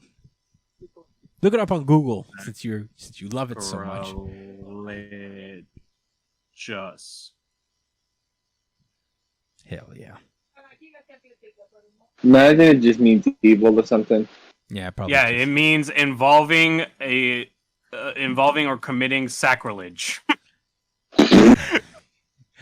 Well, that's helpful, I guess. You're welcome, boys. I got you. Don't worry. This is what I'm here for. Well, an outrageous violation. Oh, that was an outrageous violation. Well, now we know what it means. In any case, Okay. I suppose we should move on then. Like a violation of nature and what's supposed to be right. Yeah, I think so. Like cloning, sacrilegious, Mm. working against quote unquote God's will. Nature, Tarn's will, because he is our uncaring God. Now. He is our uncaring God. Yeah. In any case, let's do it. Let's move onward.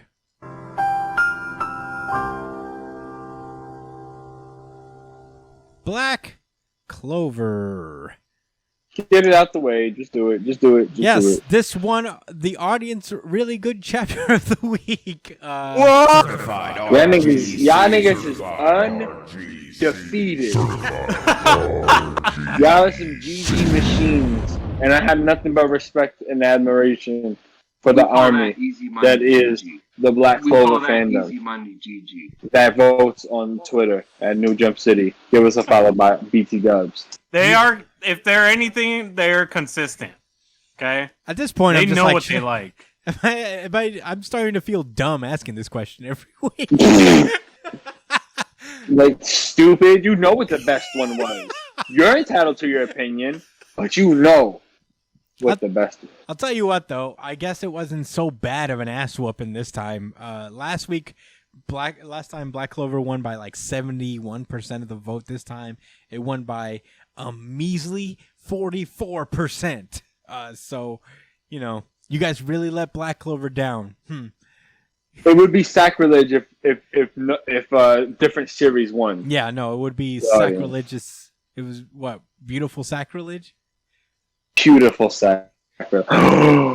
That would be beautiful sacrilege. Yes.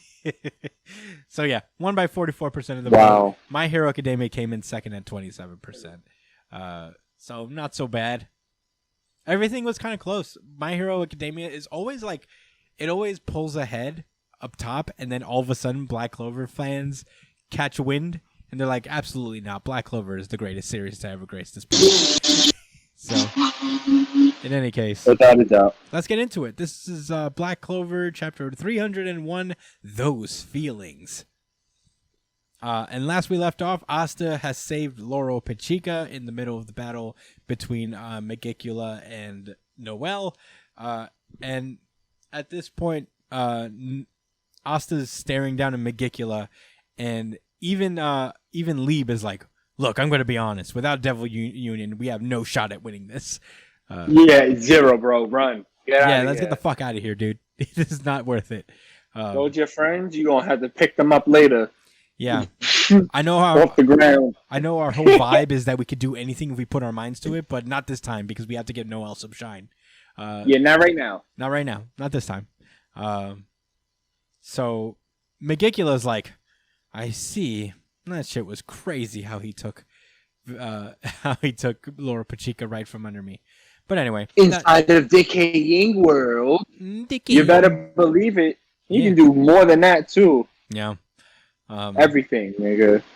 Yeah. So she's like, yeah, that's enough games. First I'll kill Laura Pachica and Vanica, and then I manifest completely. Sounds like a pretty solid plan. Yeah.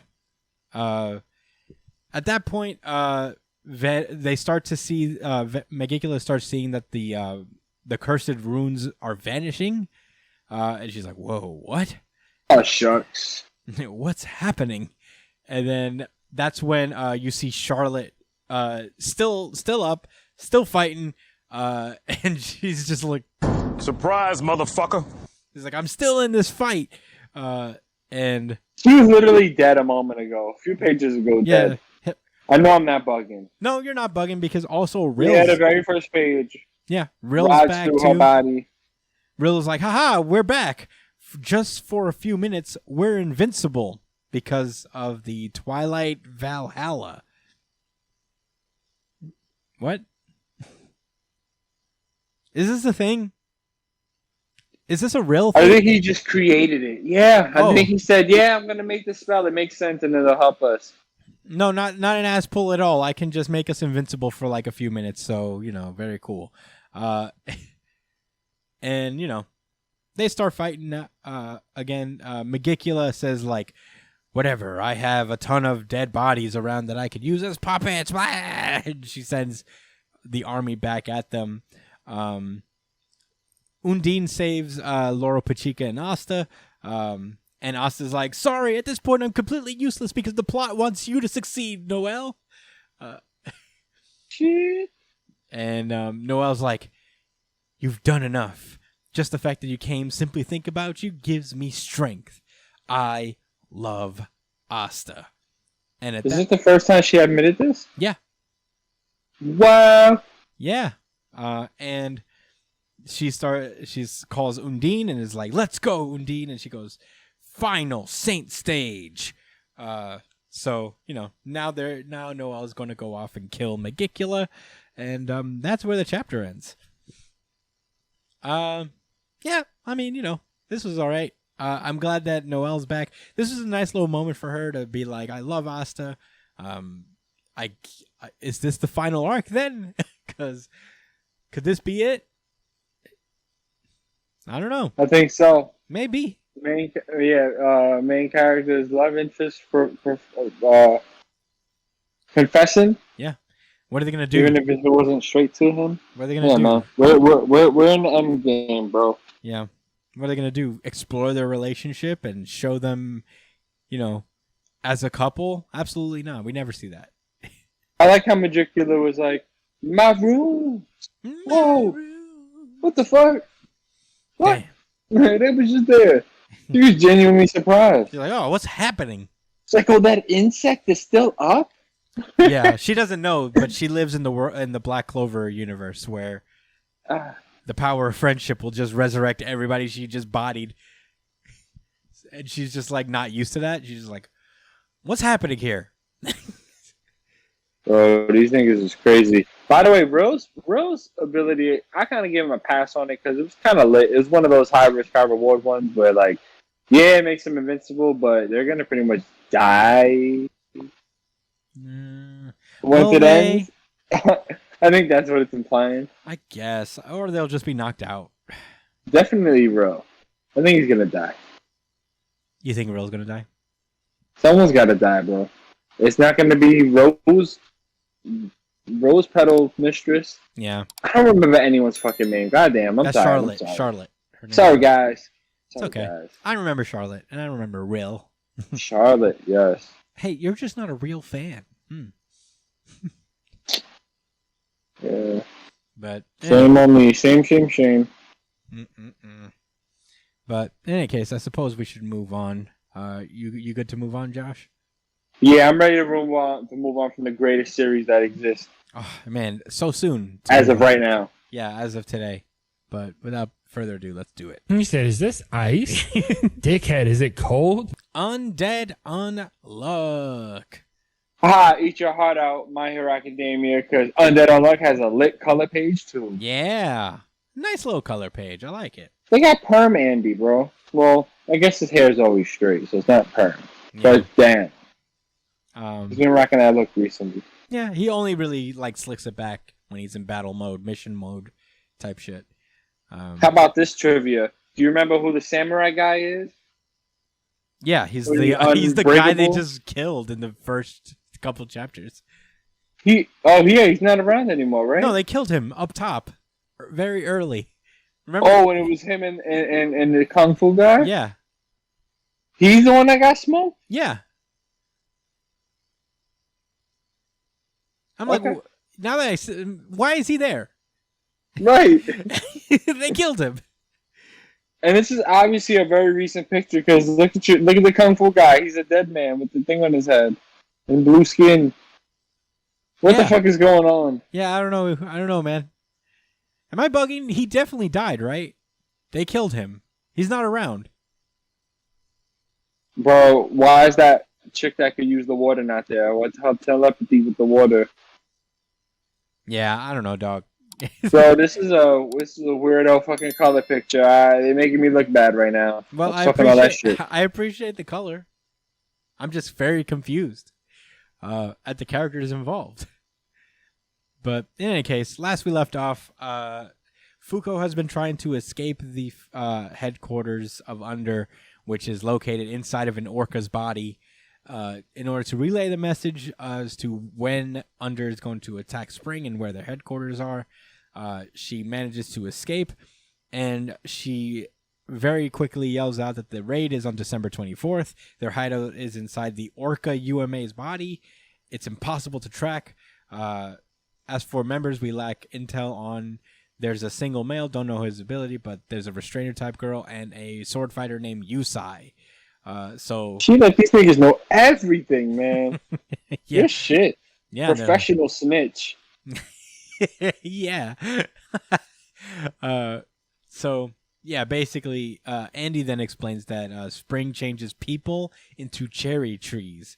Yeah, remember when we were saying that? Oh, this guy's pretty chill. That's not pretty chill. Never It's mind. actually really fucked up. Never mind about that. He's not. Never mind. He's not cool at all. That nigga's off the yak right now, and he needs to be stopped. Wilding out, turning people into trees. At least they look nice. Hey, they do. I mean, look, man. We liked Spring pretty much immediately when we met him because he's just vibing, chilling, drinking, having a good time. Yeah, man, it was cool. Having his sake. He's vibing. And then now we learned that he turns people into trees. So, you know, the condition that turns people into trees is touching the petals that are wafting in the air. So, you know, as things stand, Sure. they'll never be able to touch Spring. So, you know, if you drop my name, she will be able to cooperate with you. Her name is Yusai, or obviously the Yusai lady that you mentioned. She can stop the petals from falling from the trees. So become friends with her and stop Spring. And she's like, whoa, she's an old friend, right? And he's like, yeah, friend is an understatement. More like ex-girlfriend. And that's when Fuko just hangs up. Oh no, it cuts out. It cuts out right when he's like, or something like that. Yeah. Which is not easy. It's not better. And everybody's just beating the shit out, and he's like, why would you say that? But he violated for sure. yeah. So Billy catches, or I don't know, I guess Tele catches Fuko in midair, and I guess somehow they get into the communications with Andy, and they're like, not bad, Undead, but until Spring is neutralized, I'm not letting Unluck out anymore. So give up on trying to recover her. And basically, yeah, they start talking shit to each other. Andy's like, I'll take her back. After all, Fuko's intel gave us the skinny on your forces. And Billy's like, so what? Knowing won't do you any good. If you get in the way, your lives are over. And Andy says, sick. Bring it on. Ooh. Yeah. Doesn't give a fuck. No, all jokes aside, this is a really nice picture. Was that Light Yagami? Yeah. This looks like Trunks and Light Yagami. Yeah, fused together. He's just like... What's going on with my iPad right now? A Don't lot worry. of stuff happening. I'll bring it up on the screen, I guess. Yeah. Sacrilege. It's not locked on orientation. No, now it's good. Now it's good. Yeah, it's very much like... Brian, you said you want to lock my orientation? No, I said it's... What the fuck are you on about? That's All right. sacrilege, bro. That's sacrilege. That's... Oh, my God. Good job. Good job, Josh. Violation. Yeah. But in any case, they just like hang up on each other and they're like, damn, what are we going to do now? So basically, Andy shares all the info he learned from Fuko to the other members of Union. And he explains that like how many people they have on guard duty. They have Tella, they have Rip, they have Creed from the guy on the boat. They have Billy and Yusai and maybe a few other folks. So please help me save Fuko. And you know, what do you think happens? Like very shonen. Everybody's like, you thought that you were gonna do this alone when you have Nakama? Yeah, Robo Girl was not playing no games. She sent that nigga Robo Punch. Oh, Yeah, damn he it! I was waiting for you to drop that, man. This That's is all why. right. This is why we need Brian Better here in late than person. never. Oh, once we get back in person, Brian will handle the soundboard and he'll fucking nail it where I failed. He got decked from across one of the largest tables I've ever seen in a comic book, personally. And I've at seen the a end of lot the of day, tables. he's fine because he can't die, I guess. So whatever. Yeah, it's okay. Nice punch. Yeah, nice a punch. But yeah, you thought you were gonna do this alone. You have Nakama here. Let's do it together. Blah. So basically they established like, okay, so we're gonna spring at them and settle the score with individual battles, probably. Wait, the guy is there. What guy? The Unbreakable guy. Where? No, yeah, the big samurai suit guy. He's there. What's he on? In the 2-page spread. Oh shit, he's there! What I'm the telling you, it's another nigga, yo. It's a different guy. He's a different guy. I don't know what happened. He's like unbreakable or something like that. Yeah, but they killed He him. got broken up before, though. I remember that. Nah, that's not the first dude that they run into. It's not. It's an armored up guy, though. It is. All right. Bro, I'm telling you, man. It has. He hasn't been relevant at all. So No, I thought he was don't feel dead. bad. I have not seen him at all. I thought he died. Maybe we weren't paying attention. I don't know. But I did not notice this man. But in any case, that was Undead Unluck. Pretty cool chapter. The prospect of individual battles in this series is cool. Where everybody gets a fight. This series is very shonen, so we might actually get that from Undead Unluck, and I'd be pretty excited to see that. But that's all I got to say about Undead Unluck. Do you have any final thoughts, Josh? Do you think the orca is gonna fight somebody? That'd be great if it does. It's probably gonna Like, fight what you Unbreakable. leaning towards? More on the side of yes or more on the side of no? Probably not, but if he was gonna More fight on the somebody, side of no? yeah, more on the side of no. Like a 1 through 10, like a 3? Yeah, I would say 2. I'll give it a 2. Oh, all right. I'm pretty optimistic. That the whale. I'm gonna throw it a 7. A 7 that the orca is gonna fight somebody. Yes. Who do you think? Or at least get into some type of violence. It could get into some type of violence. I don't know if it's going to get a full-blown fight. Your number goes up a little bit more if we just talk about general violence. Yeah, I think for beautiful Sacrilege, it gets a little bit more. I'll give it a 4 for just like an act of violence. Much better than a 2. Much better than a 2. Double 2, you know? Oh, yeah, double the. All right, yeah, well, yeah. Well, I guess with that, I'm officially done with my thoughts on Undead Unluck.